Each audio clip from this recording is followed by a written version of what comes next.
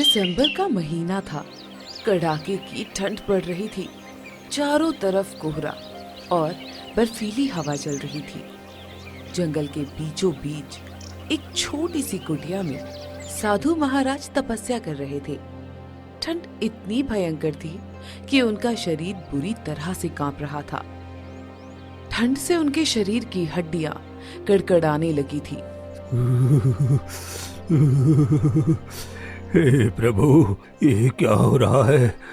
मेरा बदन तो बर्फ की तरह जमता जा रहा है। लगता है अब मैं और तपस्या नहीं कर पाऊंगा। अगर इसी तरह रहा तो मैं ठंड से मर जाऊंगा। मुझे गांव में जाकर गांव वालों से मदद मांगनी चाहिए। गांव वाले बहुत भले लोग होते हैं, मेरी मदद जरूर करेंगे। यही सोचकर साधु महाराज अपनी कुटिया से निकल पड़ते हैं। बाहर इतनी ठंड थी कि साधु महाराज की हालत और खराब होने लगी थी। जैसे तैसे वो गांव की ओर चल पड़ते हैं और कुछ ही देर में गांव में पहुंचकर एक घर के दरवाजे पर दस्तक देते हैं। कोई है बच्चा घर में? कोई है? अरे मुझे बहुत ठंड लग रही है। अरे कोई तो कंबल या गर्म कपड़े दे दो मुझे। ओह, मुझे ये ठंड बर्दाश्त नहीं हो रही है। तभी गांव का एक संपन्न आदमी शेख राज घर से बाहर आता है और गुस्से से बोलता है, अरे ओए साधु, तू सुबह सुबह मांगने आ गया? अरे तुझे पता है, ठंड से गांव वाले परेशान हैं और तुम चल दिए भीख मांगने। अरे तुम तो खुद भगवान है। अरे भगवान को भला ठंड कहाँ लगती है? जाओ जाओ यहाँ से, जंगल में जाकर तपस्या करो। हाँ, तपस्या करने से तुम्हें गर्माहट मिलेगी। तुम ये कैसी बातें कर रहे हो पुत्र?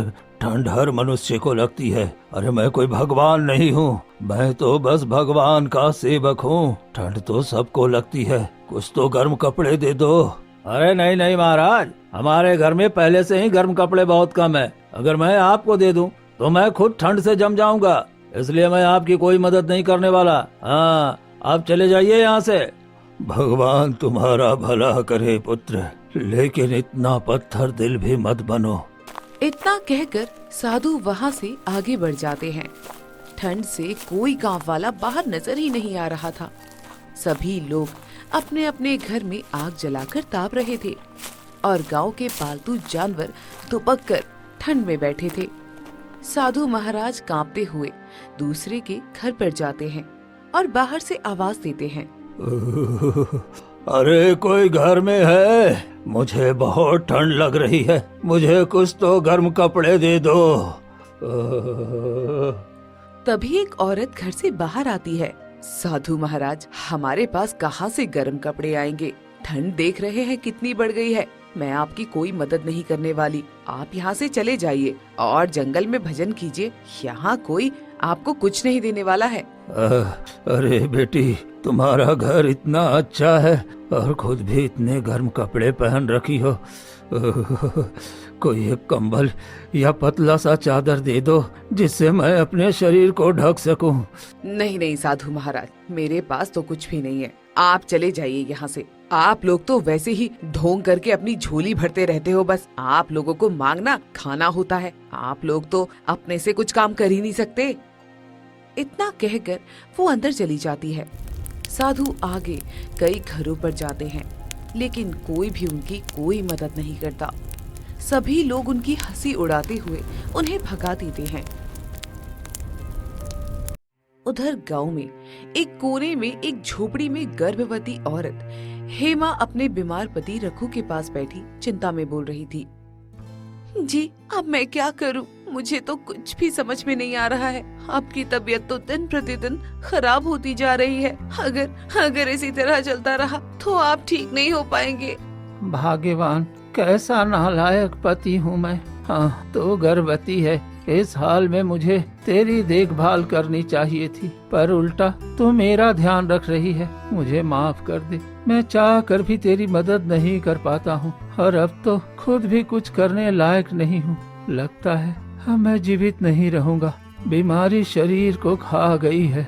नहीं नहीं जी, भगवान के लिए ऐसा मत कहिए। हमारा बच्चा अभी तो इस दुनिया में आया भी नहीं है और आप मुझे छोड़कर जाने की बात कर रहे हैं। नहीं, आपको कुछ भी नहीं होगा। मैं अभी वैद्य जी को लेकर आती हूँ। तू वैद्य को लेकर आएगी, लेकिन उन्हें देने के लिए हमारे पास पैसे नहीं हैं और ये ठंड कई दिनों से मेरे शरीर को अंदर से जमा रही है। मैं चाह कर भी अब बच नहीं पाऊंगा। मुझे माफ करना भाग्यवान। 7 जन्मों तक साथ निभाने का वादा किया था और एक जन्म भी पूरा नहीं कर पाया।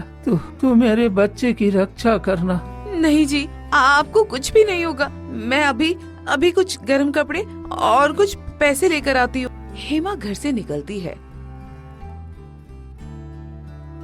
और एक गांव वाले के पास जाती है। भाई साहब, कुछ गर्म कपड़े हो तो दे दीजिए। मेरे पति ठंड के मारे मर रहे हैं। उनका शरीर पूरी तरह जम गया है। कुछ तो गर्म कपड़े दे दो। अरे आज क्या मनहूस दिन है। पहले सुबह सुबह वो साधु दिमाग खराब करके गया और अब तू आ गई। अरे यहाँ कोई कपड़ों का गोदाम थोड़ी न है कि सभी लोग यहाँ भीख मांगने चले आते हैं। चले जाओ यहाँ से। भगवान के लिए ऐसा मत करिए। मैं गर्भवती हूँ। अगर मेरे पति को कुछ हो गया तो मैं कैसे जिंदगी बिताऊंगी और अपने बच्चे की रक्षा मैं कैसे करूंगी? कुछ तो दया कीजिए। गांव वाला बिना कुछ बोले मुंह फेर कर चले जाते हैं। हेमा कई घरों में जाती है, लेकिन सब लोग उसे भगा देते हैं।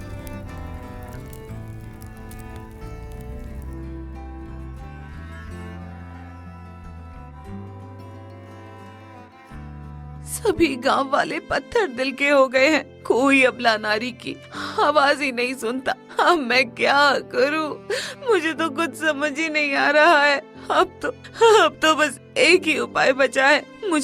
मुझे मुखिया जी के पास जाना होगा। हेमा रोते हुए मुखिया के घर पहुंचती है।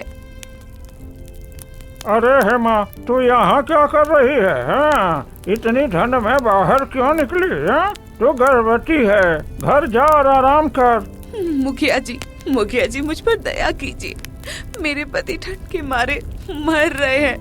उनके इलाज के लिए कुछ पैसे दे दीजिए और अगर कोई पुराने गर्म कपड़े हो तो दे दीजिए। नहीं तो उन्हें कुछ हो गया तो मैं इस दुनिया में कैसे रहूंगी मुखिया जी? उनके अलावा मेरा कोई नहीं है। देखो हेमा, सुबह से मैं कई लोगों की मदद कर चुका हूँ। ऐसे ही मदद करता रहा तो मैं खुद भिखारी बन जाऊंगा। और वैसे भी तेरा पति कई महीनों से बीमार है। अरे उसे मर जाने दे। उसके लिए तू क्यों परेशान हो रही है? तुम अभी जवान और सुंदर हो। कोई दूसरा शादी कर लेना। मुखिया जी, आप ये कैसी बातें कर रहे हैं? आप इतना पत्थर दिल कैसे हो सकते हैं? कम से कम थोड़े पैसे तो दे दीजिए। ठीक है, मैं पैसे दे दूंगा, लेकिन इसके बदले में तुम्हें अपना घर गिरवी रखना पड़ेगा। आप ये कैसी बातें कर रहे हैं मुखिया जी? वो घर ही तो हमारे रहने का सहारा है। उसी झोपड़ी में हम रहते हैं। अगर वो भी ले लोगे तो मैं अपने पति और बच्चे को लेकर कहाँ जाऊंगी मुखिया जी? घर नहीं देगी तो मैं एक पैसा भी नहीं दूंगा। जा भाग यहाँ से। तुम जैसे बहुत भिखारी यहाँ आते हैं। ठीक है, मैं तैयार हूँ घर गिरवी रखने के लिए। आप बस मेरे पति को बचा लीजिए मुखिया जी। ए हरिया, अरे किधर मर गया रे? जल्दी एक कोरा कागज लेकर आ और उसका अंगूठा लगवा। मुखिया का एक नौकर हरिया कागज लेकर आता है। मुझे माफ कर देना जी। आपको बचाने के लिए मेरे पास कोई और रास्ता ही नहीं है। क्या सोच रही है हेमा? जल्दी अंगूठा लगा और पैसे लेकर जा। हेमा मजबूर होकर कोरे कागज पर अंगूठा लगा देती है। चलो अब बात बनी। ये लो पैसे और जाओ अपने नालायक पति का इलाज कराओ। हेमा वो पैसे लेकर निकल जाती है। ठंड इतनी थी कि शरीर जमने लगा था। ठंड हवा जैसे हड्डियों तक पहुंच रही थी। हेमा एक कंबल की दुकान पर जाती है और एक कंबल खरीद लेती है। उसके बाद वो वैद्य के पास जाती है। वैद्य जी जल्दी चलिए। मेरे पति की तबीयत बहुत ज्यादा खराब हो रही है। उनको कोई औषधि दे दीजिए। अच्छा ठीक है बेटी, अभी ठंड तो बहुत है, लेकिन चलो मैं चलता हूँ। फिर हेमा वैद्य को लेकर अपने घर आती है। तभी रघु बेहोशी की हालत में खाट पर पड़ा होता है। सुनिए जी, उठिए ना, आप कुछ बोल क्यों नहीं रहे? देखो मैं वैद्य जी को लेकर आई हूँ। ये क्या वैद्य जी, ये तो कुछ बोल ही नहीं रहे हैं। ये इस तरह चुप क्यों है वैद्य जी? रुको रुको बेटी, मैं जांच करके देखता हूँ। वैद्य रघु की जांच करता है और फिर चुप होकर अपना सिर झुका लेता है। क्या हुआ वैद्य जी? आप कुछ बोल क्यों नहीं रहे हैं? मेरे पति को क्या हुआ है? माफ कर दे बेटी, मुझे आने में देर हो गई। तुम्हारा पति अब इस दुनिया में नहीं रहा। ठंड की वजह से पूरा शरीर अकड़ गया है और इनकी मृत्यु लगभग 10 मिनट पहले ही हो चुकी है। नहीं, ऐसा नहीं हो सकता। वो मुझे छोड़कर नहीं जा सकते। मैं अब किसके सहारे जीऊंगी? वो वैद्य को पैसे दे देती है और वैद्य वहाँ से चला जाता है। हेमा फूट फूट कर रोने लगती है, लेकिन उसकी रोने की आवाज सुनकर भी कोई गांव वाला नहीं आता, क्योंकि वो बहुत गरीब थे। इसलिए गांव वाले उन्हें अपने से नीचा समझते थे। गांव वाले सब कितने पत्थर दिल है, कोई मेरे पति के पास नहीं आ रहा। वो इस दुनिया में नहीं रहे। मैं गर्भवती हूँ। मैं इतने वक्त से रोई जा रही हूँ, पर एक भी गांव वाला मेरे पति को देखने तक नहीं आया।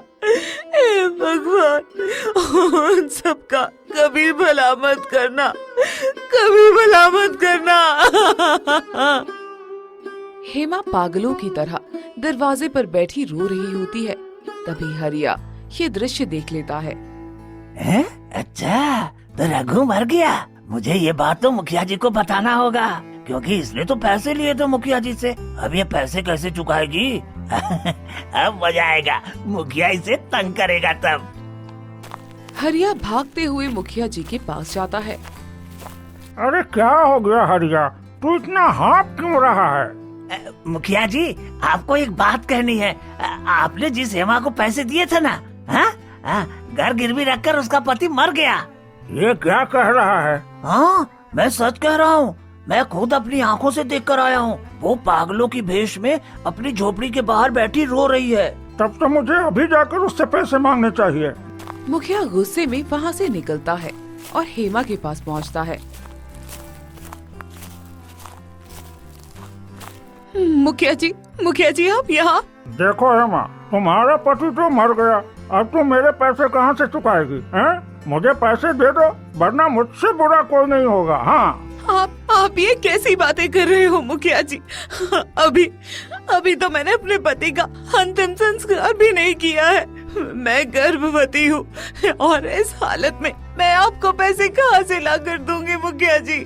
ठीक है, मैं तुम्हें 10 दिन का वक्त देता हूँ और 10 दिन के अंदर मुझे मेरे पैसे चाहिए, नहीं तो देखना तुम्हें इस घर से निकाल दूंगा। हाँ, नहीं, भगवान के लिए ऐसा मत करना मुखिया जी। मैं अपने पेट में बच्चे को लेकर कहाँ जाऊंगी? वो जो अभी तक इस दुनिया में आया भी नहीं है।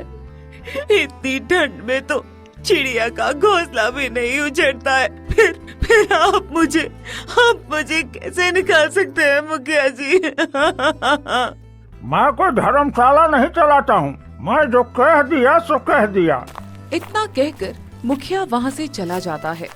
हेमा दरवाजे पर बैठकर फूट फूट कर रो रही थी।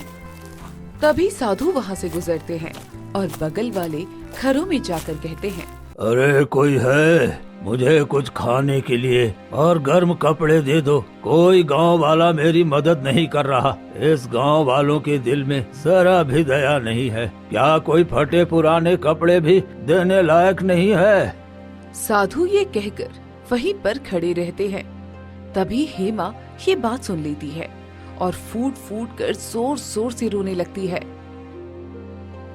भला ये दुखियारी औरत कौन है जो मेरी बात सुनकर इतनी फूट फूट कर रोने लगी? साधु पास में खड़े एक गांव वाले के पास जाते हैं। अरे बेटा, वो औरत कौन है जो इतने दुखी होकर रो रही है? भला क्या विपत्ति है उसके ऊपर? अरे साधु जी, इसकी तो बहुत बुरी हालत है। इसका पति ठंड से मर गया और ये घर भी गिरवी है। अब इसका घर भी कुछ दिन में छिन जाएगा और ये गर्भवती भी है। इसकी हालत क्या बताएं। अरे आप तो ज्ञानी हो महाराज, जाओ इसकी गरीबी खत्म कर दो। सभी गांव वाले हंसने लगते हैं। साधु चुपचाप उसकी झोपड़ी के अंदर चले जाते हैं। अंदर जाकर साधु देखते हैं कि रघु मृत पड़ा था। हेमा रोते हुए रघु की चादर खींचकर साधु को दे देती है। अब तो मेरा पति मर गया, मेरा पति मर गया महाराज। कम से कम ये चादर किसी और की जान तो बचा ले। मैं इसे अभी अभी खरीद कर लाई थी, तब तक मेरे पति तो मर गए। भगवान ने तो मेरी झोली खाली कर दी। अब और क्या बचा है मेरे पास? मेरे इस बच्चे का भी क्या होगा जो इस दुनिया में अभी आया भी नहीं है। हेमा दोबारा जोर जोर से रोने लगती है। साधु उसकी तरफ देखते हैं और उनकी आंखों में करुणा आ जाती है। साधु एक हाथ उठाते हैं और जोरदार आवाज में बोलते हैं, सुनो गांव वालों, तुम्हारे दिल पत्थर के हो गए हैं। तुमने एक दुखियारी गर्भवती औरत की मदद नहीं की। तुमने उसके पति को ठंड से मरने दिया। तुम लोग दया, धर्म, इंसानियत सब भूल चुके हो। इसलिए मैं तुम्हें श्राप देता हूँ कि आज से ऐसी कड़ाके की ठंड आसमान से उतरेगी कि तुम्हारा शरीर बर्फ की तरह जमकर सुन्ने पड़ जाएगा और हर सांस कोहरे की दीवारों में कैद होती जाएगी। साधु आकाश की ओर देखते हैं और मंत्र बोलते हैं। आसमान काला हो जाता है और भयंकर हवाएं चलने लगती हैं। आज से इस गांव पर भयंकर ठंड छा जाएगी। इतना कठोर जाड़ा पड़ेगा कि तुम सब अपने कर्मों की सजा खुद भुगतोगे।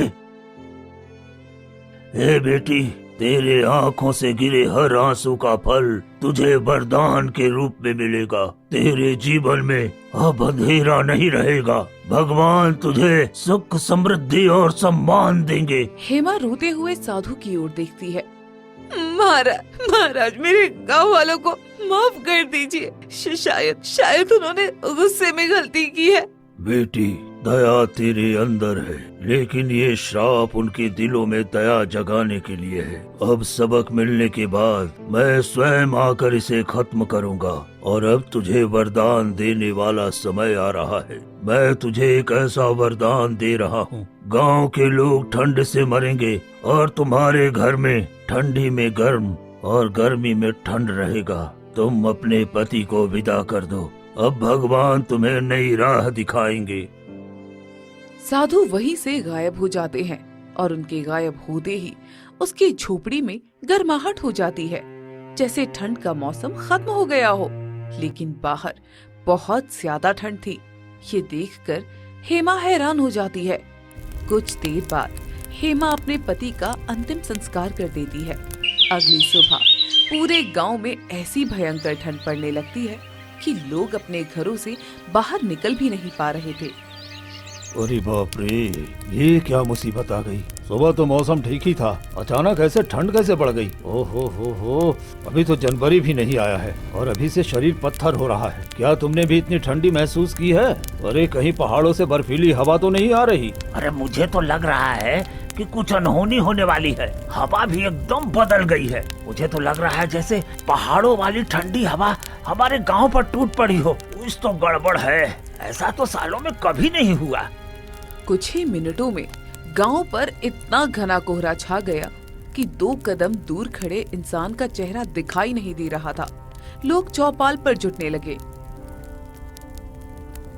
भाइयों देखो, अरे मेरी अंगुलियां तो नीली पड़ गई हैं। अरे ऐसा तो मैंने कभी महसूस ही नहीं किया। अरे सब लोग शांत रहो, कुछ ना कुछ तो वजह होगी, लेकिन इतनी ठंड अचानक कैसे बढ़ सकती है?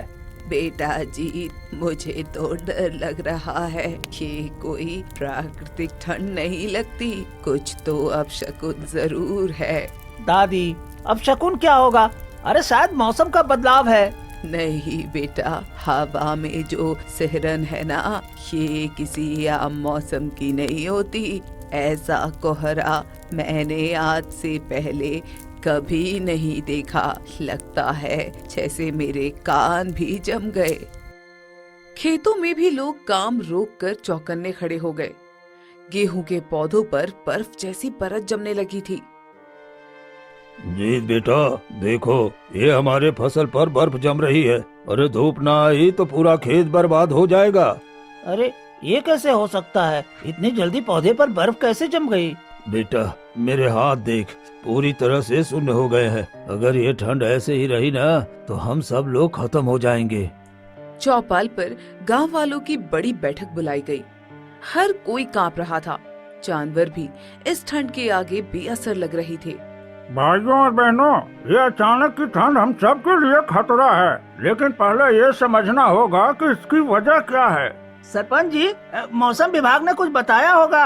मैंने फोन किया और सिग्नल नहीं मिल रहा है, जैसे पूरा गांव किसी पर्दे में छिप गया हो। सरपंच जी, जब तक असली वजह नहीं मिलती हमें लोगों की मदद करनी चाहिए। बूढ़े लोग, बच्चे और जानवर सबसे ज्यादा खतरे में हैं।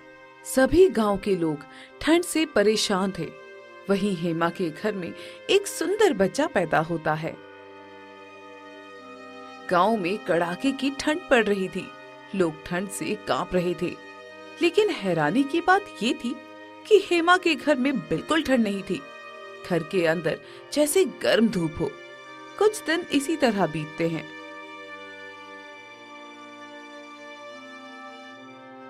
एक सुबह गांव की औरत लक्ष्मी पानी लेने जा रही थी। उसे हेमा के घर से बच्चे के रोने की आवाज सुनाई देती है। वो दरवाजे पर जाकर अंदर झांकती है। हे भगवान, ये क्या? यहाँ तो बिल्कुल भी ठंड नहीं है। अंदर तो गर्म हवा चल रही है। ये कैसे हो सकता है? पूरे गांव में लोग ठंड से मर रहे हैं और यहाँ गर्मी है। ये कैसे हो सकता है? लक्ष्मी घबराकर दौड़ती हुई गांव वालों को बताने जाती है। अरे सुनो सुनो, हेमा के घर में गर्मी है, वहाँ तो बिल्कुल भी ठंडा नहीं है। चलिए आप खुद देख लीजिए। क्या सच में? अरे हम सब ठंड से मर रहे हैं और उसके घर में गर्मी है। चलो देखते हैं। कई गांव वाले दौड़कर हेमा के घर पहुँचते हैं। अंदर जाते हैं और सब हैरान रह जाते हैं। अरे ये क्या? हमारे घर बर्फ जैसे जम रहे हैं और यहाँ तो बच्चे की सांस भी गर्म है। ये तो चमत्कार है। मुझे तो लगता है ये साधु का वरदान है, क्योंकि आखिरी बार साधु महाराज इसी के घर में आए थे और हमेशा के लिए गायब हो गए। हमने उनका अपमान किया है, इसलिए गांव पर ठंड का कहर आया है। भाई हमसे बहुत बड़ी गलती हुई है। चलो हेमा से माफी मांगते हैं और साधु बाबा के लिए प्रार्थना करवाते हैं, नहीं तो हमारा पूरा गांव ही खत्म हो जाएगा। लोग ठंड से मर रहे हैं, क्या पता हमें साधु बाबा माफ कर दे। इतने में हेमा वहाँ आ जाती है। आप सब मेरे घर में क्या कर रहे हैं? क्या हो गया? कोई दिक्कत है क्या? सभी गांव वाले हेमा के सामने हाथ जोड़कर गिड़गिड़ाने लगते हैं। हेमा बहन, हमें माफ कर दो, हमसे बहुत गलत हुआ है। साधु महाराज से कहो हमें माफ कर दें। हमारे घरों में बच्चे ठंड से रो रहे हैं, हम बहुत पछता रहे हैं। कृपया हमारी मदद करो। अब जो हो गया उसे भूल जाओ। मैं साधु महाराज को बुलाती हूँ, वो जरूर मदद करेंगे। हेमा साधु महाराज को ढूंढने निकलती है। थोड़ी दूर जाने के बाद साधु गांव के बाहर पेड़ के नीचे ध्यान पर बैठे होते हैं। साधु महाराज, गांव वाले अपनी गलती मान रहे हैं। लोग ठंड से मर रहे हैं। कृपया कृपया उनको बचा लीजिए। तभी साधु आंखें खोलते हैं। कुछ पल हेमा को देखते हैं, फिर धीरे से खड़े हो जाते हैं। हेमा, तुम्हारा दिल साफ है, तुम्हारे आंसू सच्चे हैं। चलो देखते हैं क्या बदला है उनके दिल में। साधु गांव की ओर चलने लगते हैं। रास्ते में चलते हुए बोलते हैं। मनुष्य जब तक दर्द नहीं सहता वो दया की कीमत नहीं समझता।